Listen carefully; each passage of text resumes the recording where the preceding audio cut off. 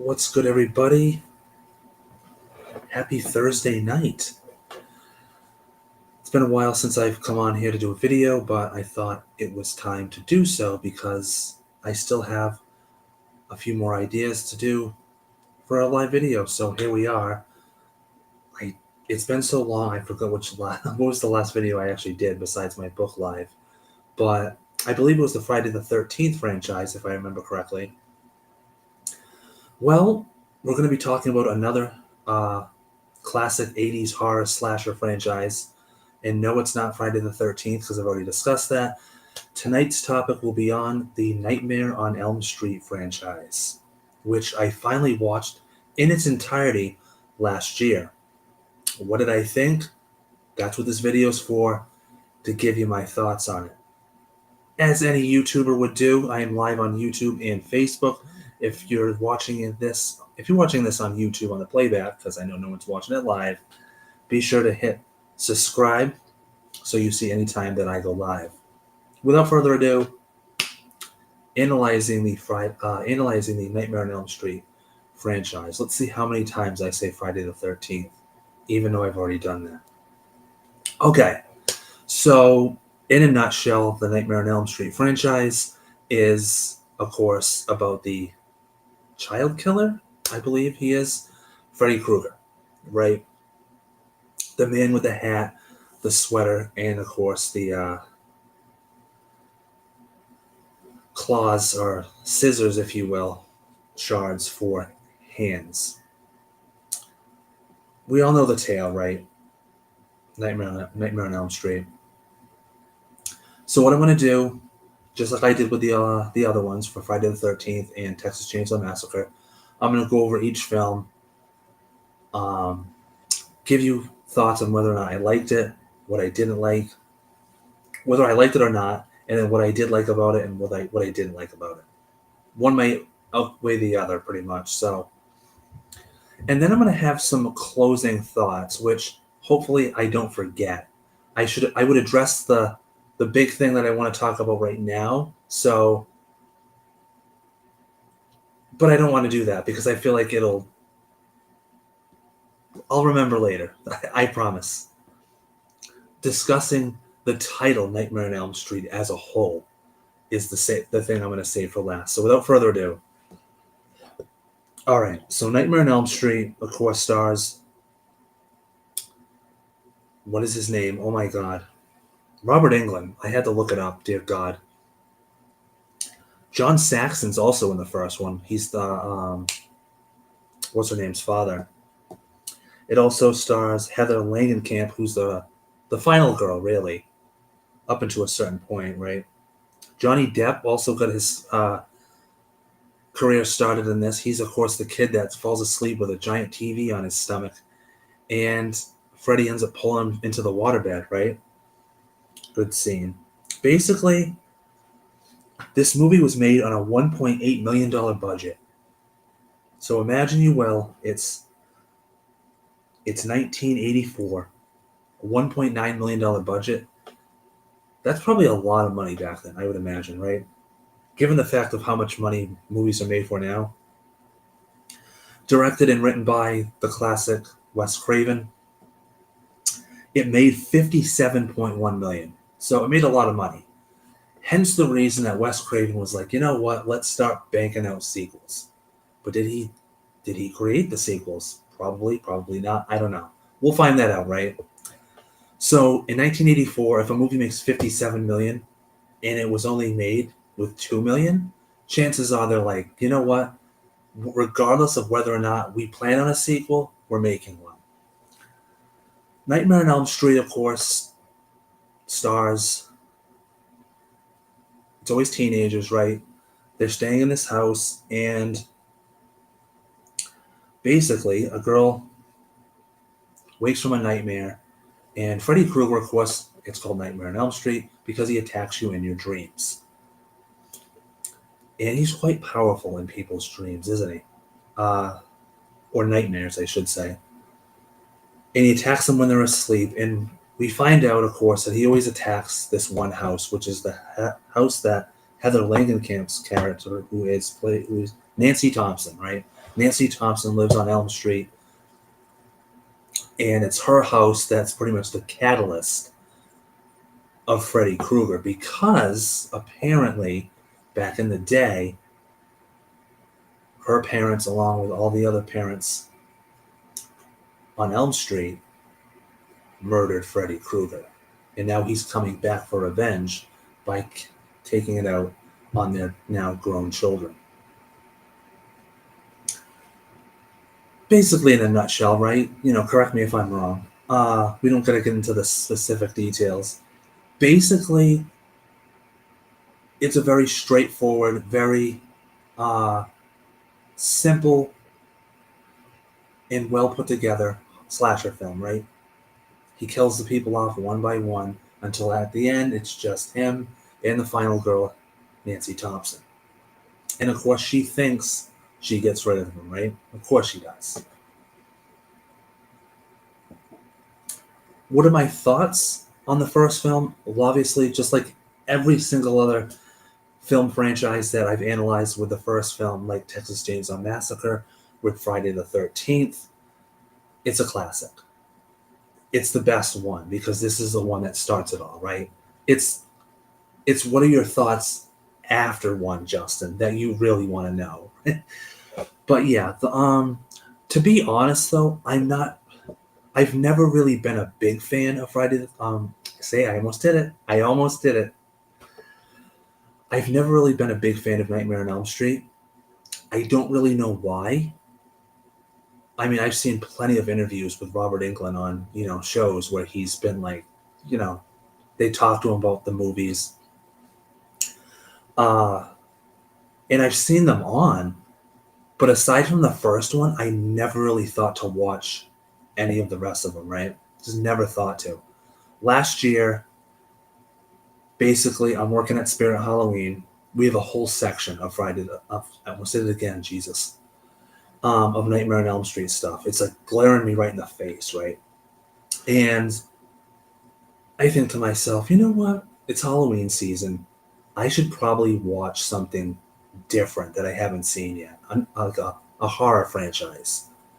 What about Nightmare on Elm Street? It's just staring me right in the face. So I think that's probably what did it for me, because I would go to work at Spirit and I would just see that section. I would see the sweater, I would see the masks, and I was just like, you know what? I'm going to watch the Nightmare on Elm Street franchise. I'm going to do it. So I watched them all, and I was surprised about how it transformed into what it did.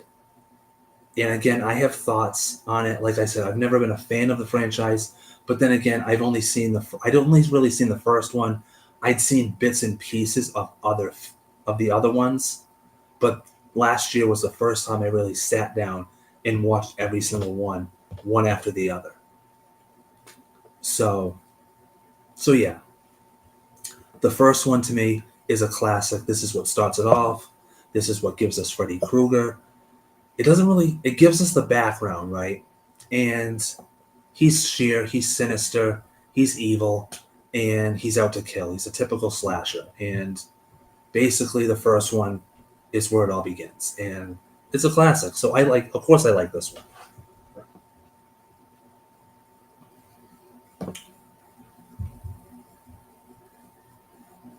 I could have just clicked on that one. It's fine.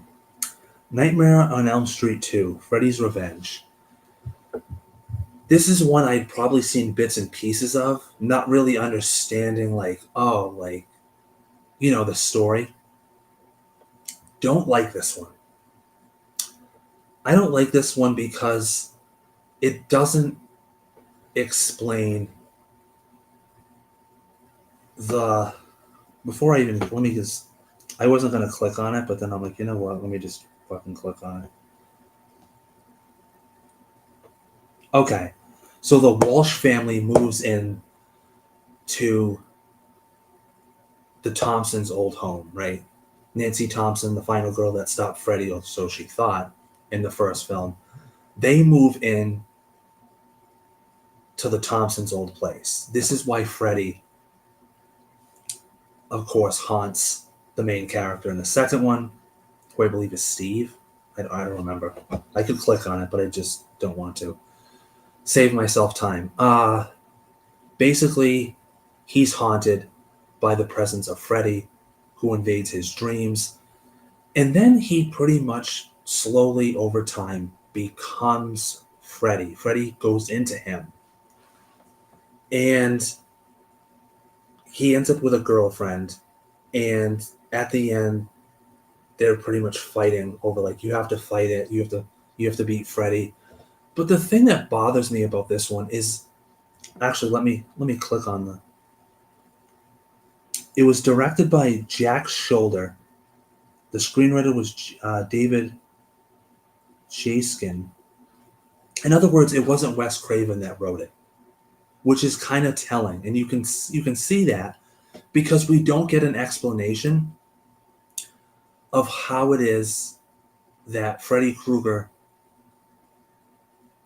I don't know if we get the whole like how he comes back, but I guess basically what I'm saying is I don't like the second one because he ends up coming into the real world by entering the body of the young man who's the main character. We don't get an explanation of why that is or how this is. And basically it's him trying to fight, you know, fight with Freddy Krueger. And it's like, this is totally the only connection it has to the first one is Freddy Krueger himself and the fact that he's staying in, the Thompsons' old house. But we don't know why it is that Freddy Krueger is allowed to go into the real world and why it is that he's taking over this young man's body. It's not explained, and it never really gets explained. And if it does, it certainly went over my head because I didn't hear it. So then we have the third one. And again, different director, right? Wes Craven, however, does return as a screenwriter, which is kind of worth noting, right? So, Nightmare on Elm Street 3 Dream Warriors. This is the one that has Heather Langenkamp returns. She's now, of course, older, and she's a psychiatrist. And she's at an asylum treating these kids who are pretty much there because they can't dream. Because if they do, Freddy Krueger will return. Because I guess they're the last kids of Elm Street, which always made me wonder how is that possible unless they were just the younger kids on the block. I don't know. Patricia Arquette and Lawrence Fishburne are in this one when they were really young. If you ever need a reference to know which one is 3, Patricia Arquette and Lawrence Fishburne are in it. That's right. That's how I remember. Also, Zsa Zsa Gabor's in it, which is weird. Robert Englund, of course, always plays Freddy Krueger because why wouldn't he? And these movies banked, right? Let's go back to the second one for a second. How much money did this one make? So again, the budget $3 million. It only took them $1 million more to make the second one, and it made $30 million. The third one, it took them again. They go up in $1 million every year, right? 4.3 to 4.6 million, and it made 44.8, so roughly 45 million. Basically, this one's called Dream Warriors because again, the kids can't dream; their dreams are being suppressed. But then they're told to dream, and then of course, what happens? Freddy Krueger comes back. But these kids have powers in their dreams because that's what makes them dream warriors, because for some reason they have powers. And they fight Freddy. And they stop him. And one of the girls that is in this is, excuse me a moment.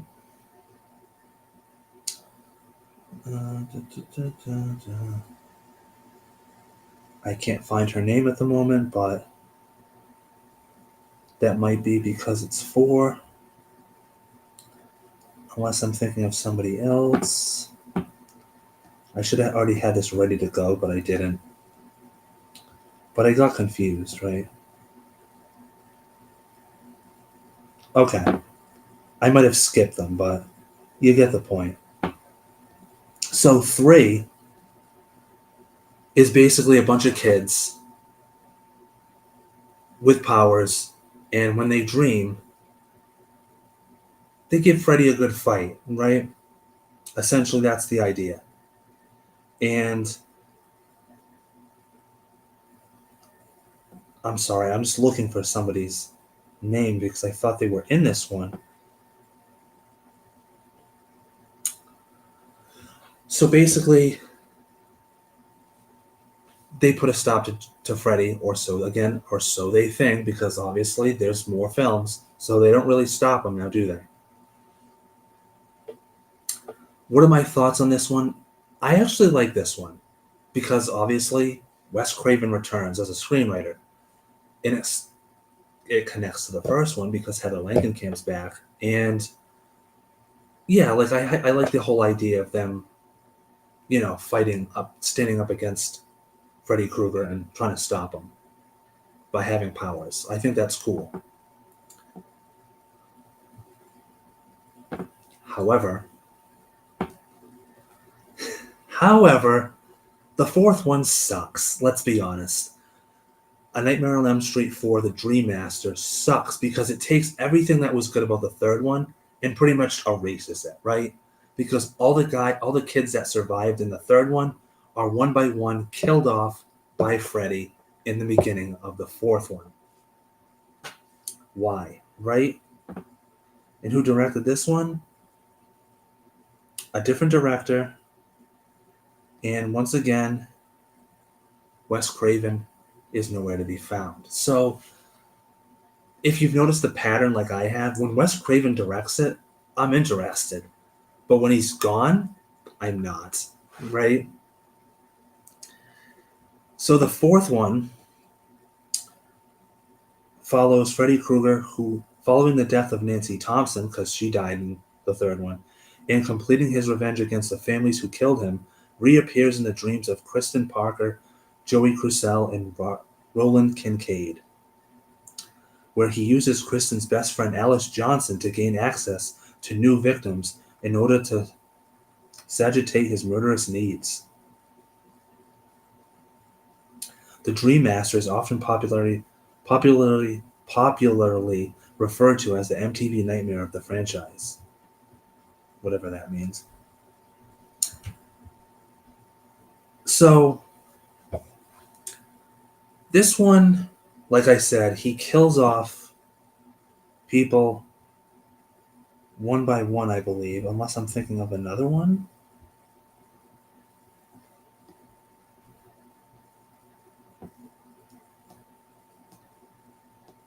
No, okay. So this is the one where Patricia Arquette is replaced by Tuesday Night. Because apparently she was dating somebody that was directing the film. I don't know. Anyway, Alice has this weird thing where she dreams, and she's able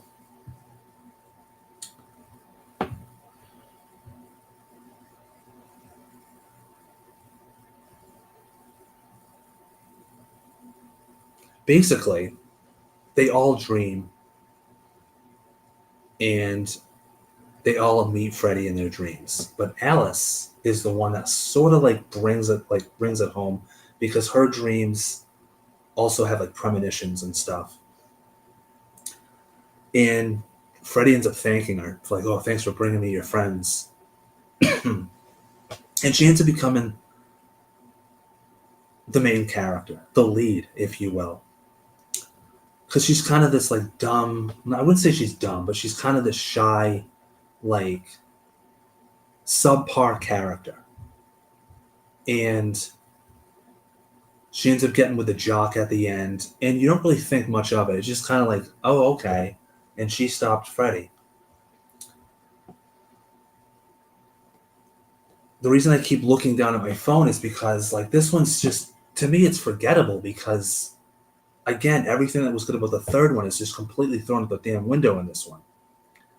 So it's you have to, reread it just so you remember what the heck you're talking about, which is what I've been doing. But yeah, in a nutshell, Alice, it's the showdown between Freddy and Alice, right?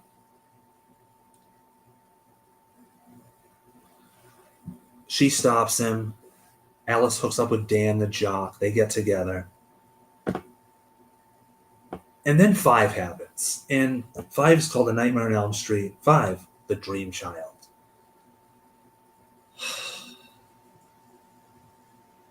Alice Johnson was not supposed to be the lead character. But since they probably didn't have any direction for 4, they're like, let's make her the new lead. And to take it a step further in 5, they're like, let's kill off Dan, but let's have her get pregnant by Dan. And we'll call it the Dream Child because her child dreams. Because nobody's allowed to dream in Nightmare on Elm Street 5. But because her unborn child dreams, Freddy Krueger comes back to life. I wish I was kidding, but I'm not. That's how he's able to get resurrected. Because as a baby in Alice Johnson's womb, he's allowed to dream because babies dream. Unborn babies dream. And apparently that's what brings Freddy back to life. God help us all. $8 million to make this film, and it made $22.1 million. So it's kind of like, okay, it's still making money, so we can still keep rolling them out. Given everything I just told you about how Freddy's able to come back to life in this one, I don't need to tell you what my thoughts are on it. I don't like it. It's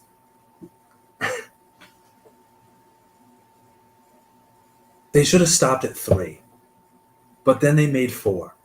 And then they were like, we can't stop at 4 because we're still making money off of this. And also, I like how we can make Alice Johnson a lead. I like where we're going on this. And they make 5. And 5 is just, oh my goodness. So 5 is interesting because if I remember correctly, this is the one where we also get introduced to. Yes. We get introduced to Amanda Krueger, Freddy's mother, who was a nun. The character of Amanda Krueger, a nun who was raped at an asylum and later gave birth to Freddy, was previously played by Nan Martin in 3. She plays a younger version of the same character, but found the birth sequence difficult. Okay, we don't need to read that part. Basically, this part of the film is just weird because, like I just read to you, yeah, that's how Freddy was born. He was conceived because she was a nun who was raped at an asylum. Like, who would think of that? Like, I know it's horror, but that's a bit much, don't you think? Like, taking a nun and having. I'm not sure who came up with that idea, but negative 10 points to them. 40 years later, I'm giving that person negative 10 points. Negative 50 points. Who are we kidding? Like, I just did not like that. Like, that's bad taste. That just doesn't need to, like. But that gives Freddy Krueger more backstory. True. But it's a really twisted and dark backstory that no one asked for. Also, hold my beer because, yeah, for the saying, hold my beer. Because that something's going to happen, right? Basically, 5, the child is born. At least I think he is. No, he's not born. But Alice sees him because Alice has these weird powers. And she sees her child, who has a name, and comes to her. And he has to stop Jason. He has to stop Freddy Krueger. And they do. Or so they think. They put a stop to him more than the others have in the past, right? More than Alice did in the previous film, more than the Dream Warriors did, more than the guy in the second one did, and more than Heather Langenkamp did in the first one. But there's still a 6th film. we get to Freddy's Dead, The Final Nightmare. It's a sequel to the fifth one, Dream Child, which was originally intended to be the final installment.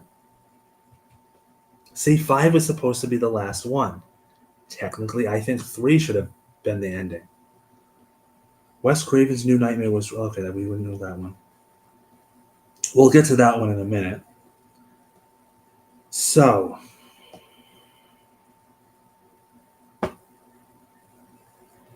$9 to $11 million. So call it $10 million. It took $10 million to make Freddy's Dead: The Final Nightmare. It made 34.9. So let's call it 35.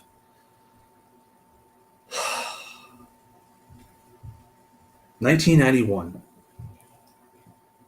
Obviously, these box office numbers at this point, to me, are laughable. The only reason these movies made money is because because they were familiar with Freddy Krueger by then. They knew who he was, they liked him, they enjoyed him as a character, and they're like, let's see what crazy shenanigans Freddy Krueger's up to now. That's literally the only reason you go into the movie theaters to watch, right? They're not good. It hasn't been good since 3. And even that's kind of debatable if you really want to analyze it. So 5, where do I even begin with this? 10 years later, Freddy Krueger has returned and killed nearly every child and teenager in the town of Springwood, Ohio. Let's paint a dark picture to open up this movie, shall we? The only surviving teenager, John Doe, is confronted by Freddy in a dream. John wakes up just outside of Springwood city limits, but due to a head injury, does not remember who he is or why he's there.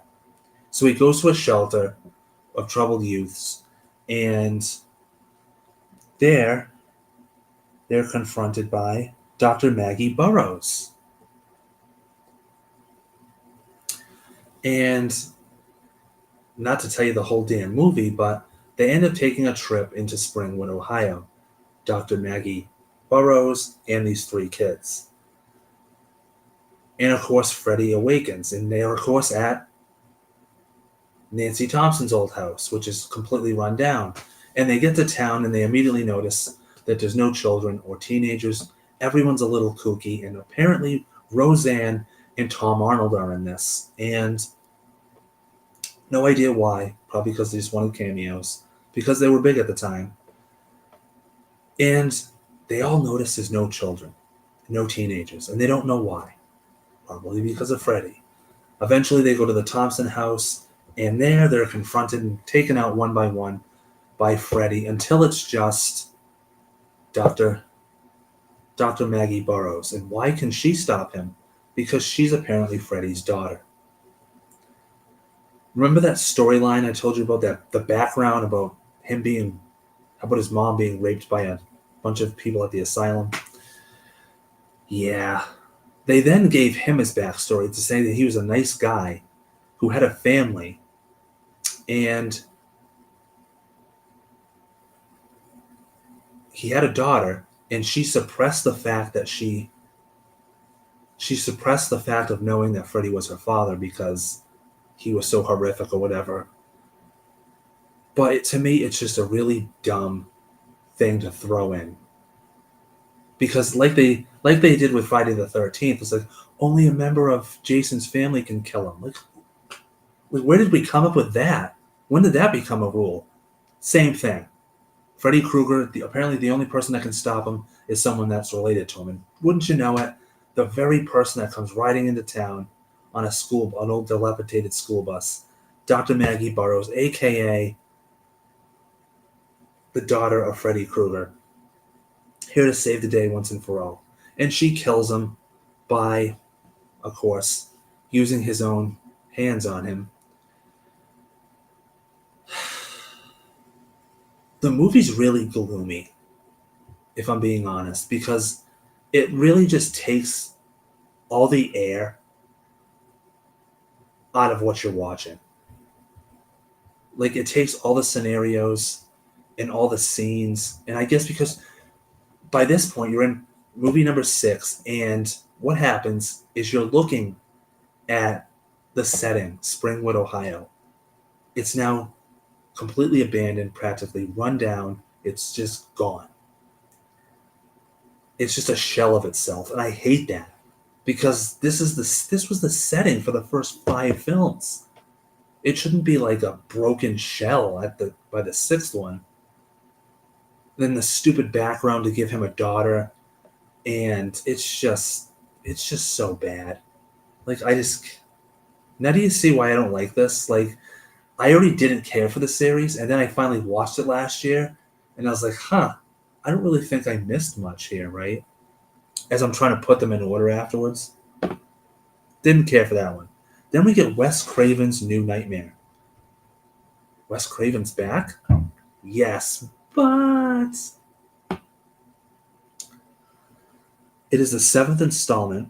However, it is not a part of the same continuity as the previous films, instead, portraying Freddy Krueger as a fictional movie villain who invades the real world and haunts the cast and crew involved in the making of the films about him.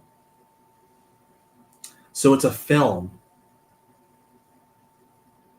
about a film about a film. Kind of, sort of, right? In the film, Freddy is depicted as closer to what Craven originally intended, being much more menacing and much less comical, with an updated attire and appearance. The film stars Robert Englund, Heather Langenkamp, and of course John Saxon. I watched the second half of this one last year, so I don't think I saw the beginning of it.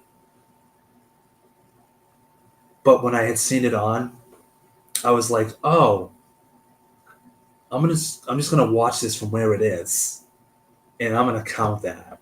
Even though I watched them all in order up until this one, because I watched this one like before the first one. But from what I did watch, I was impressed. This is what Wes Craven originally intended Freddy Krueger to be. What happened? Well, apparently, what happened is when you make a really good film, other people notice, and they want to take your genius and turn it into their own, which becomes less genius and more stupid. Like number two. Number three is good because Wes Craven's back. Four is shit. Five is shit. Six is shit. This one, Wes Craven's back because he's like, no, no, no, no. You guys have been running Freddy through the fucking ringer. He's supposed to be like this. He's far more menacing. Why you guys made him comical? There's another thing I just never really cared for. Like, when Freddy's comical, it works, but then there's times where it just doesn't work, right? I think you know what I'm talking about. Like the over dramatic scenes where he's like he's pepperoni toppings on a pizza. Like, that's not funny. That's stupid. That's way too saturated over the top humor. Or the part where he has like a handful of syringes and he just injects it into this. They inject it into him, and like, or he's got syringes for hands. It's too much. So this is probably, I imagine that's probably why Wes Craven came back and is like, listen, it was funny to a point, but now I feel like you guys have kind of ruined my vision that I originally had for Nightmare on Elm Street and Freddy Krueger. Here it is. However, herein lies the problem. The budget was $8 million, and at the box office it made 19.8. So it doubled its money. But I imagine by this point people were like, "Oh, we're done with Freddy Krueger." Like, it's a movie within a movie, kind of, sort of within a movie. Hope I didn't lose you. Basically, not to beat a dead horse here, but yeah, again, Freddy Krueger is like this entity who is stalking and killing people on the film based on him. So it's kind of like almost like Freddy's a folklore, and there were movies made about him. And the real Freddy Krueger is like like this creepy entity, right?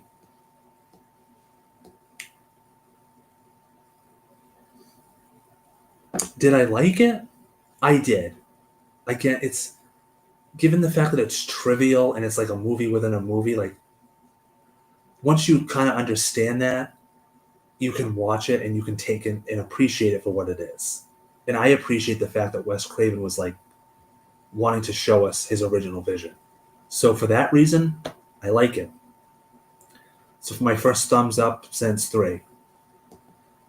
Then we have Freddy versus Jason.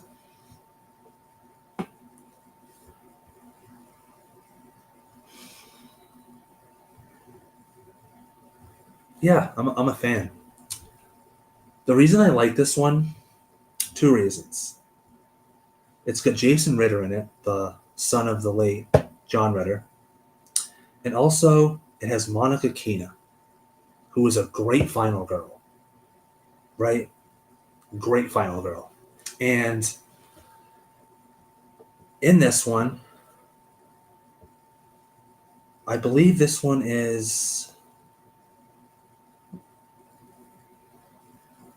That's right, Freddy can't reach people because people don't dream anymore, right? But this one, he can manifest, but he can't kill people. He's not powerful enough yet. So he decides to enlist the help of one Jason Voorhees. So he goes down to Camp Crystal Lake, convinces Jason somehow to help him, right? But what ends up becoming the problem? Jason kills people, right? In a bunch of fun ways, kind of like Freddy does. And eventually, Freddy notices that, well, he's bringing me all these people, but I can't kill anybody because he kills them before I can, right? And this pisses Freddy off to the point where we get Freddy versus Jason. The confrontation we all want, right? The thing that I absolutely love about this film is the scene where Jason, and I think that was the syringe part, right? I might have confused movies. It takes like 12 to 15 syringes to knock Jason out. So he's sleeping. So now he's in Freddy's world. And of course, they're fighting each other back and forth. And then all of a sudden, it starts like a waterfall appears, right? And Jason can't go past it. And Freddy goes, so you do have a weakness. And then he kind of shrivels up into a little boy again. And I'm like, I love that part. I love that they made water Jason's weakness. But then, of course, they realize that they have to, the group of people, the teenagers in the real world, realize that the only way they can stop Freddy is by bringing him into the real world. So one of them has to give CPR to Jason, which is just so gross. So by doing that, they're able to bring Freddy into the real world, and now he's pretty much useless. He's powerless, right? So then, of course, the final confrontation, Monica Keena's character versus Freddy. I think Jason's in there too, but he ends up going to the lake. And of course, the ending scene is Jason holding Freddy's head, and it winks. I liked it. I thought it was the confrontation we needed, right? The confrontation we still haven't got is Jason versus Michael Myers, but there's still hope. And then of course there's a reboot, which I don't hate. A lot of people look at that and they're like, "Oh, it's not Robert Englund. He doesn't even look right. He looks weird." I think most horror remakes are pretty good. But yeah. So in conclusion, I'm not really too much of a fan of Nightmare on Elm Street. I do have a little more appreciation for it because I watched it in its entirety last year.